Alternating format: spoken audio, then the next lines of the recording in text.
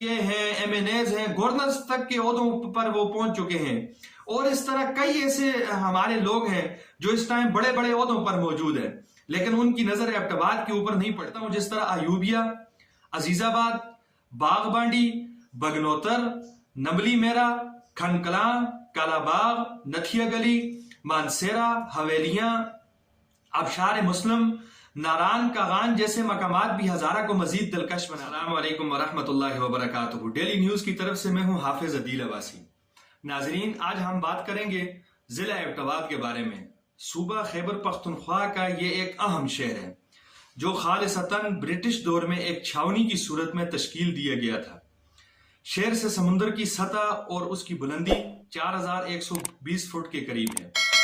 راولپنڈی سے 101 کلومیٹر دور یہ پاکستان کا ایک پرفضا مقام ہے، اور 1998 کی مردم شماری کے مطابق اس شہر کی کل آبادی 8,81,000 افراد پر مشتمل ہے۔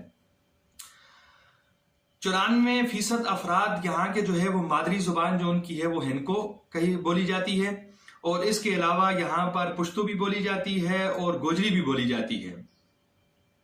ایبٹ آباد کے زیادہ تر لوگ پہاڑی علاقوں پر مقیم ہیں، پہاڑی علاقوں میں وہ رہائش پذیر ہیں۔ یہاں کے زیادہ تر لوگ باہر ممالک میں مقیم ہیں، جس طرح امریکہ، برطانیہ، دبئی، سعودیہ، یعنی کہ دنیا کے ہر ممالک میں آپ کو ایبٹ آباد کے شہری ضرور ملیں گے۔ برطانیہ کی جانب سے 1849 میں جب مری کی بنیاد رکھی گئی، اس وقت میجر جیمز ایبٹ نے اس شہر کو آباد کیا تھا، اور پھر اس کے بعد اسی نام سے، ایبٹ کے نام سے ایبٹ آباد جو ہے وہ مشہور ہو گیا تھا۔ ضلع ایبٹ آباد کا یہ پہلا ڈپٹی کمشنر تھا میجر ایبٹ، جس نے اس شہر کی بنیاد رکھی تھی اور اس شہر کو آباد کیا تھا۔ 1853 میں جب وہ جانے لگا تو اس نے ایک نظم لکھی تھی، اور اس نظم کے اندر واضح طور پہ پتہ لگ رہا تھا کہ اس کا ایبٹ آباد چھوڑنے کا دل نہیں کر رہا تھا، لیکن اس نظم میں اس کا واضح دکھ جو ہے وہ نظر آ رہا تھا۔ اکتوبر 2005 کا زلزلہ، اس زلزلے نے ایبٹ آباد، کشمیر، مانسیرا، اسی طرح کے اس کے ارد گرد کے جو علاقے ہیں اس کو بہت زیادہ نقصان پہنچایا تھا۔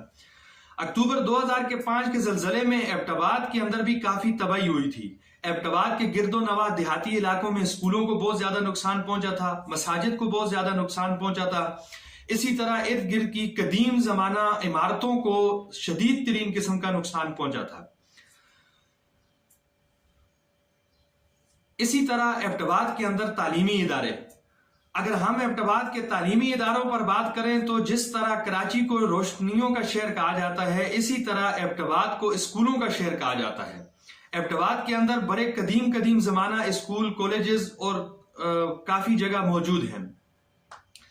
1825 کے بنے ہوئے اسکولز اور عمارتیں اور مشہور قسم کی جو ادارے ہیں وہاں پر موجود ہیں۔ برطانوی دور حکومت میں قائم شدہ آرمی برن ہال اور اسی طرح پاکستان ملٹری اکیڈمی کاکول اس میں شامل ہے، اور اسی طرح کے کئی مشہور و معروف مقامات وہاں پر پرانے وقتوں کے 1825 اور 1849 کے وہاں پر موجود ہیں۔ اسی طرح ایبٹ آباد کے بارے میں اگر مزید بات کی جائے تو ایبٹ آباد تاریخ کی مشہور ترین چیزوں میں اور مشہور ترین مقامات میں سب سے آگے ہے۔ اب بات کرتے ہیں سیر و تفریح کے حوالے سے۔ میں مختصراً آپ کو آگاہ کرتا جا رہا ہوں، ورنہ ایبٹ آباد کی تاریخ کے حوالے سے لکھا جائے تو اس کے لیے تو ایک بہت لمبی تفصیل کی ضرورت پڑے گی۔ سیر و تفریح کے اندر ایبٹ آباد جو ہے وہ خاص مقامات میں جانا جاتا ہے، اور پاکستان میں خاص مقامات کی وجہ سے ایبٹ آباد بہت زیادہ مشہور ہے۔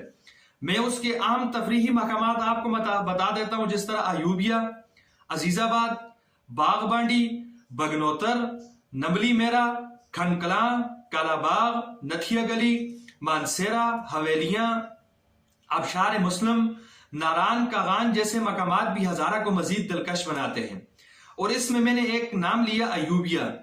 ایوبیہ اور کئی خاص وجہوں کی وجہ سے بھی مشہور ہے۔ ایوبیہ کا اصل جو نام رکھا گیا ہے اس کا نام صدر ایوب خان کے نام پر رکھا گیا ہے۔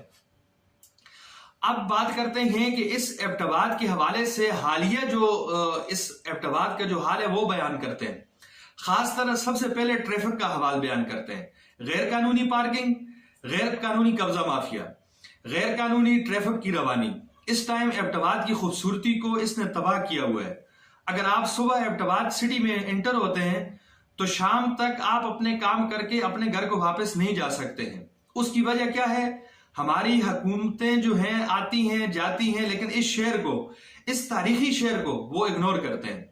حالانکہ اگر دیکھا جائے تو اس شہر کی جو تاریخ کا پس منظر ہے، اس پس منظر کو دیکھتے ہوئے اس شہر کے اوپر ہماری حکومتوں کو خصوصی توجہ دینی چاہیے، جو کہ ہماری حکومتیں اس کو اگنور کرتی ہیں۔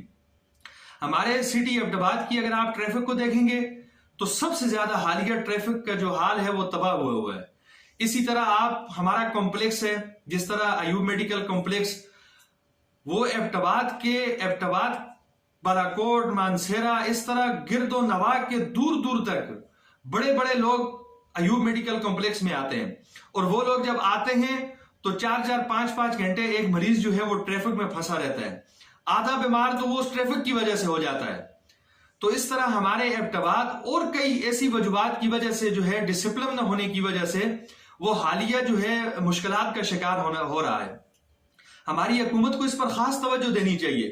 اگر ہماری حکومت مزید اس پر توجہ نہیں دے گی تو مزید یہ جو ایبٹ آباد، جسے اسکولوں کا شہر کہا جاتا ہے، سیر و تفریح کے مقامات کی وجہ سے یہ مشہور ہے، یہ حال جو ہے اس کا ختم ہو جائے گا اور یہ پھر ایک پسماندہ علاقوں کی طرح سمجھا جائے گا۔